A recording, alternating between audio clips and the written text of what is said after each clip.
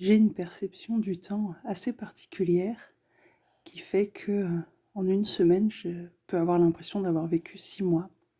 Et c'est ce que je vis en ce moment. J'ai lancé une offre il y a moins d'une semaine ou tout juste une semaine qui était ultra joyeuse, vraiment.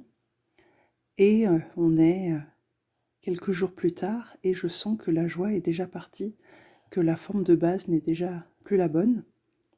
Et ça vient me challenger justement sur le OK, est-ce que je change l'offre? Mais en même temps, elle a à peine une semaine. Est-ce que les gens vont suivre si je change tout le temps? Et en même temps, quoi faire d'autre? Est-ce que je vends quelque chose qui n'est plus joyeux ou est-ce que j'ajuste pour que ça redevienne joyeux? Et, euh, et ça me faisait penser justement à ce truc. C'est très présent dans mon histoire, le fait d'être changeante, le fait de pouvoir sembler instable, entre guillemets, de pouvoir sembler dur à suivre. On me l'a déjà dit ça, que j'étais dur à suivre, que ça bougeait trop vite. Mais est-ce que la bonne chose à faire, c'est de me ralentir pour m'adapter au rythme des autres? Pas sûr. Est-ce que la bonne chose à faire, c'est de me figer à un état qui n'est pas joyeux, parce que c'est plus confortable pour l'autre? Pas sûr non plus. Et, et j'avais envie de rappeler par ici que c'est beau d'être changeante, d'être en mouvement, que le mouvement, c'est la vie, que quand on se fige dans un état, il n'y a plus d'évolution, on ne bouge plus, on ne grandit plus, on ne croit plus. Quand on s'autorise à suivre son mouvement, à s'ajuster comme ça, c'est tellement plus vrai, c'est tellement plus juste et c'est tellement plus juste pour l'autre aussi. J'ai bébé qui dort sur moi, donc tu entendras peut-être des petits bruits.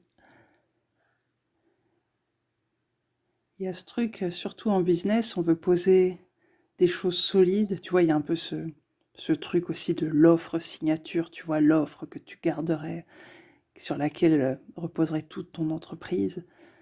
Et je pense que c'est joyeux pour certaines personnes, mais pour d'autres, c'est oppressant. Ce truc de devoir, comme je disais, figer les choses. Je pense que pour moi, c'est beaucoup plus juste de... Justement, finalement, là, j'ai lancé mon offre, qui était vraiment joyeuse, qui venait d'un élan inspiré de dingue. Mais voilà, en 5 jours, comme je le disais au tout début, le temps est tellement... Tout va si vite dans mon monde. C'est comme si en 5 jours, il s'était passé un mois. Et du coup, l'offre est périmée, entre guillemets, dans le sens où j'ai déjà tellement bougé en 5 jours que ce que j'ai proposé il y a une semaine, c'est plus juste. Et donc, il y a un côté où je m'honore tellement plus moi-même et j'honore tellement plus les personnes en face en ajustant les choses, en ne vendant pas quelque chose de périmé, entre guillemets, mais en réactualisant, en disant, voilà, là, ça vibre de nouveau aujourd'hui, c'est ça qui vibre aujourd'hui, c'est ça que j'ai envie de vendre. Et donc, dans ces cas-là, s'autoriser à bouger, s'autoriser à changer, c'est tellement plus beau et tellement plus respectueux de moi et de l'autre en même temps. Ce qui me vient aussi, c'est que ce côté instabilité, souvent c'est quelque chose qu'on associe aux enfants. Être adulte, c'est être sérieux, c'est être stable, c'est être... Justement, on se fige. Et combien d'adultes sont complètement éteints parce qu'ils sont figés à un endroit qui n'est plus joyeux pour eux, mais ils ne s'autorisent pas à bouger. Un enfant, en tout cas ma fille, qui est l'enfant que j'ai en exemple au quotidien, elle se connecte à sa joie tout le temps. Elle va vouloir faire de la peinture et puis 10 minutes plus tard, c'est déjà plus juste pour elle, elle a envie de faire autre chose. est-ce que la solution, c'est de s'obliger à faire de la peinture encore pendant une semaine? Ou est-ce que c'est juste, ok, change? Est-ce que c'est pas être connecté à notre âme d'enfant, à notre joie de s'autoriser justement à suivre nos élans? Alors après, il y a la notion d'engagement. Tenir ses engagements, ça c'est un truc qui a été très fort dans mon éducation. Il faut finir ce qu'on a commencé, il faut tenir son engagement jusqu'au bout. Mais j'ai vécu tellement d'engagements où ça s'est fini dans la douleur, dans la souffrance. Est-ce que c'était vraiment la plus belle façon de faire les choses? Oui, j'ai tenu mon engagement, mais à quel prix? Est-ce que j'ai vraiment donné le meilleur de moi-même dans ces espaces-là où je me suis forcée à finir? Je pense à quand je faisais du sport. Je voulais arrêter en cours d'année. Je n'en avais pas le droit par rapport à mon éducation. Mais de rentrer après chaque séance de sport pour en pleurer, est-ce que c'est vraiment... Est-ce que ça m'honore? Est-ce que ça honore le prof de sport? Est-ce que ça honore le groupe? Oui, c'est l'engagement, mais à quel prix? Est-ce que c'est vraiment la meilleure chose à faire? Est-ce que l'engagement le plus important n'est pas d'abord l'engagement envers nous-mêmes? Donc oui, je vais changer mon offre au bout de 5 jours pour que ça redevienne joyeux, pour que ça soit réajusté.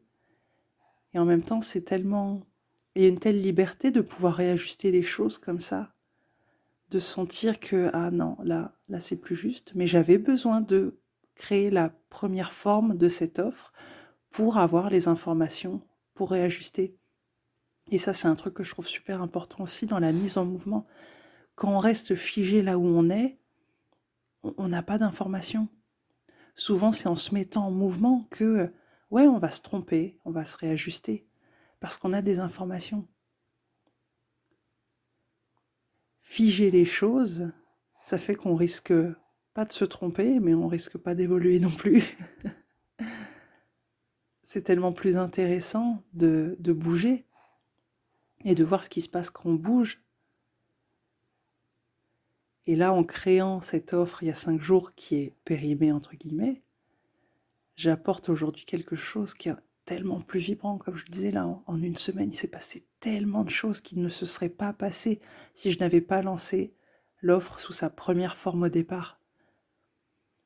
C'est cet effet domino que j'adore. Tu regardes en arrière et tous les dominos sont parfaitement alignés. Et pour que ça marche, il faut que tu continues à les poser. Si tu bouges plus, il ne se passe plus rien.